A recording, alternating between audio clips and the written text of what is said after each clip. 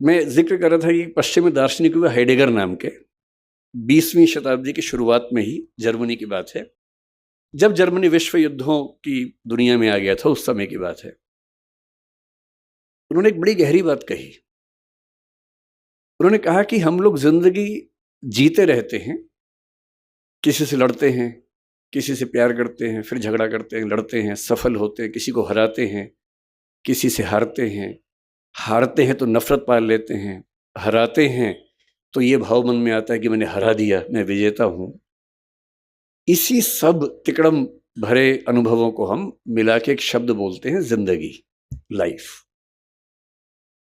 लेकिन कभी-कभी ऐसा होता है ज़िंदगी में कि अचानक कोई इंसिडेंट होता है।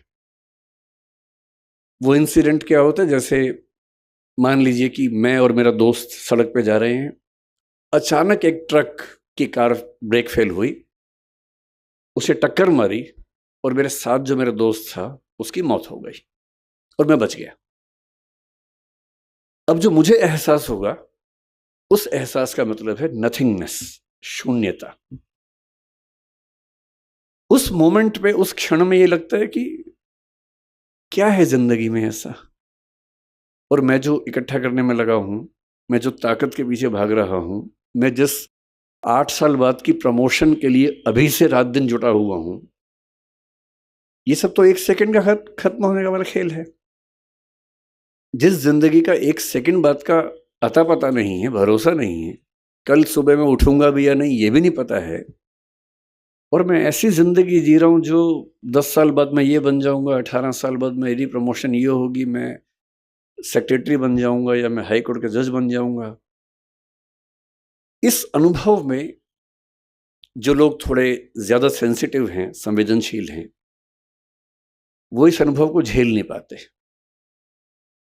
और उनके लिए इसी बिंदु पर टर्निंग पॉइंट आता है और वो जीवन का रास्ता मोड़ लेते हैं कि जब जीवन में कुछ भरोसा नहीं तो मैं इन निरर्थक चीज़ों के पीछे क्यों भागता रहूं?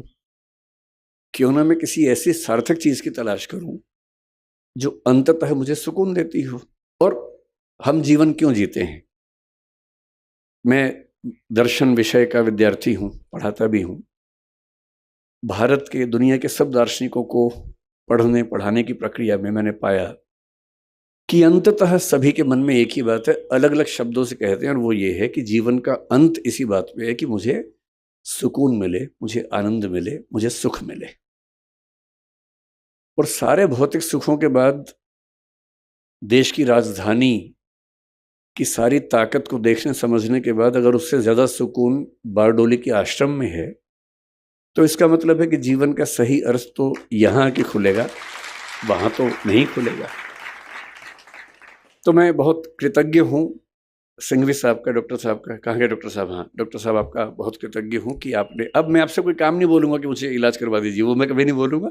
वो तो मेरा शुरुआती लालच था जो मैंने आपको बताया भी नहीं अब तक, और मन में था। और मुझे लगता है कि सच बोल देने से मुक्ति रहती है, झूठ बोलने में बड़ी दिक्कतें हैं। सच बोल देने से आदमी मुक्त रहता है।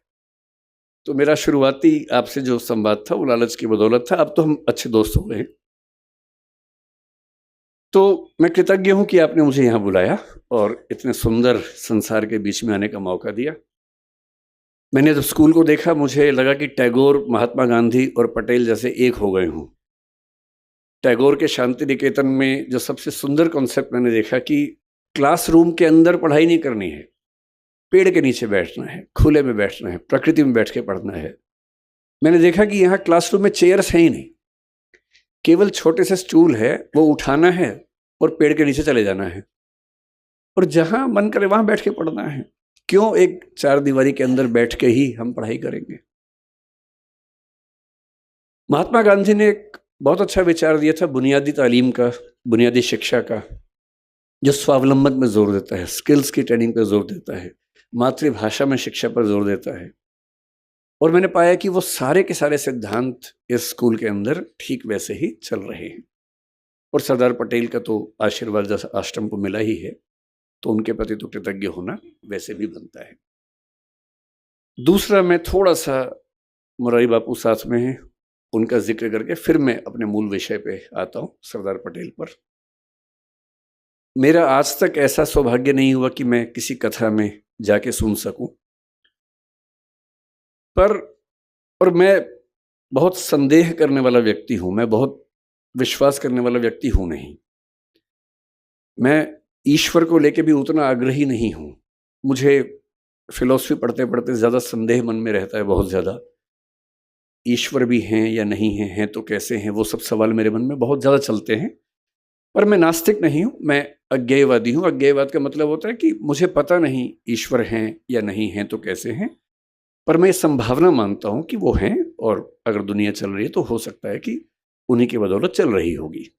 इस संभावना को मानता हूँ। मैं ये भी महसूस करता रहा हूँ कि जो संत का एक सुंदर अर्थ होता है, मैं संत कबीर का बहुत सम्मान करता हूँ। मैंने कबीरदास को अच्छे से पढ़ने का प्रयास किया है और बहुत प्रेरित होता हूँ उनसे, उनकी बातों से सीखता हूँ। संत रैदास को मैंने अच्छे से पढ़ने का प्रयास किया, कई बार किया। तो मैं अक्सर सोचता हूँ कि संत का मतलब क्या होता है। तो एक बार एक किताब में मुझे बड़ी सुंदर बात मिली। एक उम्र तक मेरा थोड़ा सा लेफ्टिस्ट आइडियोलॉजी की तरफ काफ़ी झुका हुआ था, तो मुझे धर्म, संत, इन सब से लगभग अरुचि सी थी। नफ़रत तो नहीं कहूँगा, पर अरुचि जैसा भाव रहता था। मेरे पेरेंट्स भी परेशान थे क्योंकि मैं कुछ अतिवाद के रास्ते पर उस समय चलता था। मुझे लगता था कि संत वो लोग हैं जो दुनिया के संघर्षों को छोड़ के भाग गए हैं। अरे भाई, मैं बुद्ध को पढ़ता था, महावीर, वर्धमान महावीर को पढ़ता था। मुझे लगता था कि क्यों ऐसा करते हो भाई? सब लोग स्ट्रगल कर रहे हैं, रोजी रोटी का संकट सबके सामने है, सबके बच्चे हैं, उनकी शादी होगी नहीं होगी, करियर होगा नहीं होगा, इतना इतना स्ट्रगल है। उस स्ट्रगल से हम तटस्थ हो जाएं, ये मुक्ति कैसे हो सकती है?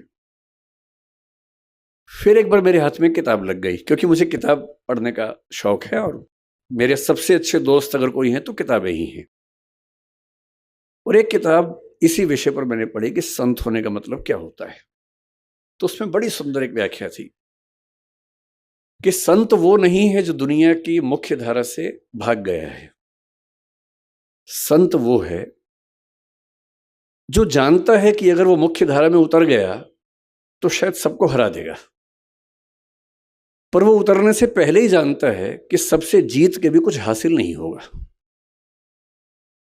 और इसी बात को कुछ और लोगों ने दूसरी भाषा में कहा, the most interesting thing about the rat race is that even if you win you are still a rat. चूहों की दौड़ की सबसे रोचक बात यह है कि अगर आप जीत भी जाएं तो भी चूहे ही रहते हैं। और जिससे समझ लिया कि चूहा होना ही नहीं है, तो चूहों की दौड़ में दौड़कर किसको जीत के दिखाना है? अगर मैं जीत के दिखा भी दूं, अगर मैं जीत के दिखा दूं, किसको दिखाना है?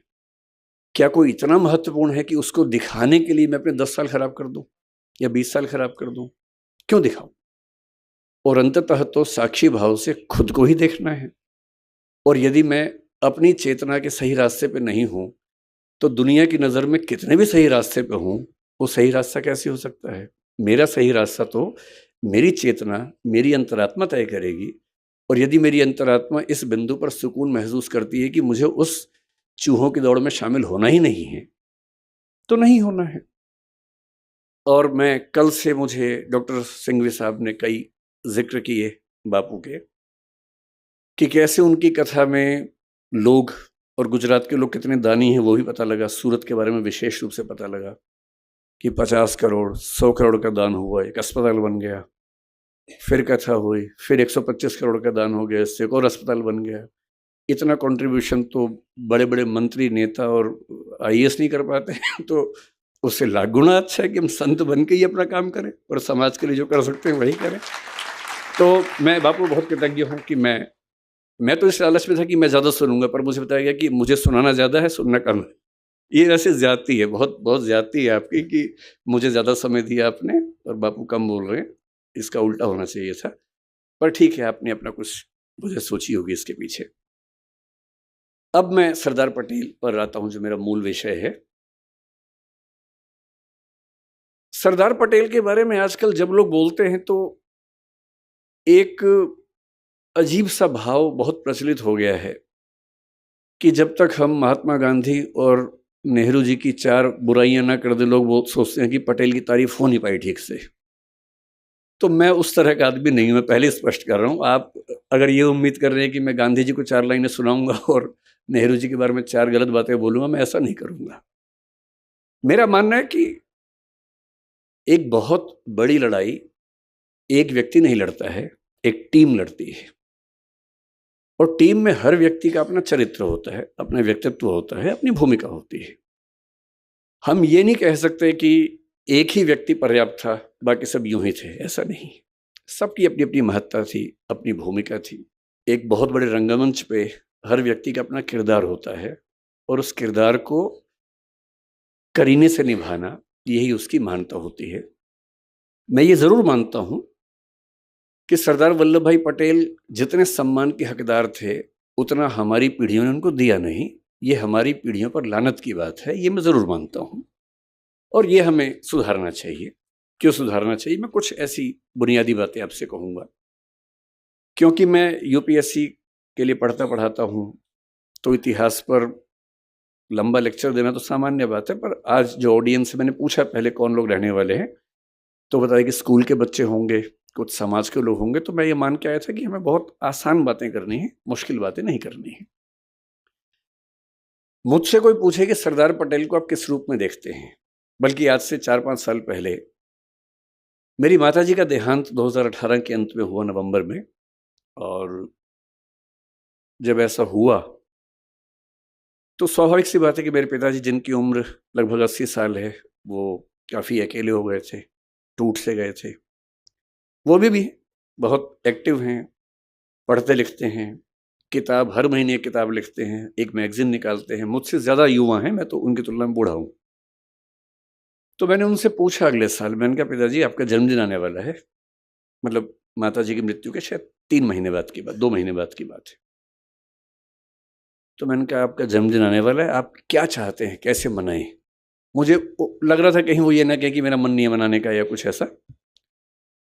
उन्होंने कहा कि मुझे ना जो सरदार पटेल की प्रतिमा बनी है वहां ले चलो। तो मेरे मन में इच्छा थी ही, इसी बहाने उनका मन भी बहला, तो हम वहां गए।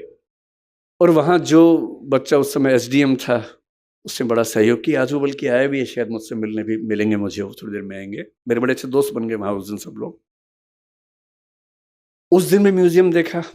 करमसद तो मैं अपने पिताजी और माँ दोनों को लेके गया था, पत्नी भी गई थी, सब लोग गए थे उनका घर देखने के लिए।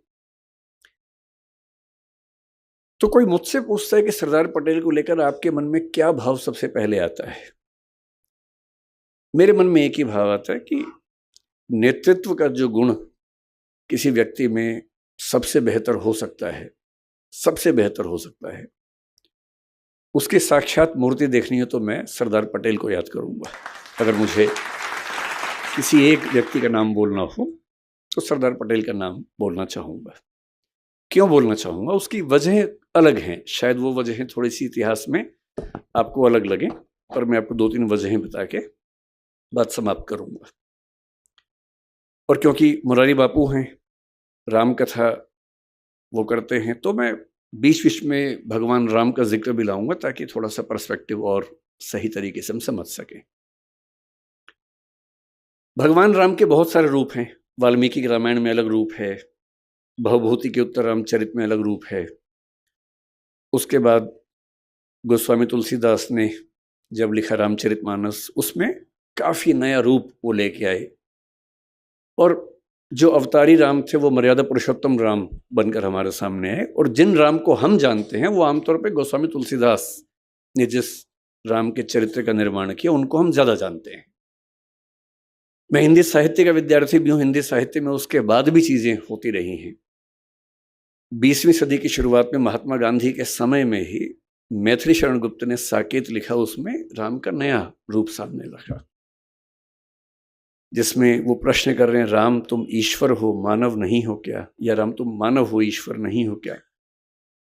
और वो कह रहे हैं कि हे राम, इस देश को मत भूलना, राम तुम्हें यह देश न भूले, धाम धरा धन जाए भले ही, यह अपना उद्देश्य न भूले। और भगवान राम राष्ट्रभक्त नायक के रूप में उभरते हैं साकेत नाम की रचना में 20वीं सदी की शुरुआत में। फिर 1936 में हिंदी के सबसे बड़े कवि निराला राम की शक्ति पूजा एक कविता लिखते हैं। वहां फिर राम का एक नया चेहरा सामने आता है, बहुत ही उदात्त स्वरूप, सबलाइम स्वरूप, गरिमा से भरा व्यक्तित्व। फिर आज़ादी मिलने के बाद नरेश मेहता ने एक और पुस्तक लिखी, संशय की एक रात। वो राम के एक और रूप को सामने लेके आता है, जिसमें राम को दुविधा है, और एक बड़े व्यक्ति को दुविधा होनी चाहिए। उनको दुविधा ये है कि सीता की मुक्ति तो मेरी निजी लड़ाई है, मेरी पत्नी का अपहरण हुआ तो लड़ना मेरा धर्म बनता है, लेकिन उस लड़ाई में मैं इस पूरे समाज को, पूरी सेना को झोंक दूं, ये उचित है या अनुचित है। और रात भर वो इस दुविधा में रहते हैं, और उसके बाद उनको इस प्रश्न का सही उत्तर मिलता है, और उसी बिंदु पर संशय की एक रात पूरी कविता समाप्त होती है। तो मुझे जो पूरी भारतीय परंपरा में एक सबसे महान आदर्श नजर आता है अलग अलग रूपों में, वो भगवान राम का है। और मैं महसूस करता हूं कि जब हम पटेल को समझें और थोड़ा सा दोनों व्यक्तित्वों की तुलना करके समझें, तो बात और गहरे से हम महसूस कर सकते हैं कि पटेल का पटेलत्व राम के रामत्व के कितना नजदीक है, इन दोनों में कितनी गहरी समानताएं हैं। एक प्रसंग से बात शुरू करते हैं, जिस प्रसंग पर लोग नाराज रहते हैं, पर मैं यह नाराजगी जाहिर करने नहीं आया हूं। मैंने आपसे पहले ही कहा कि मैं ना नेहरू जी के बारे में एक गलत वाक्य बोलूंगा, ना गांधी जी के बारे में बोलूंगा। और पटेल जी को महान होने के लिए इसकी जरूरत नहीं है कि हम किसी को नीचा करके दिखाएं, वो वैसे ही बहुत बड़े हैं, किसी को मैं छोटा क्यों करूं उसके लिए, है ना।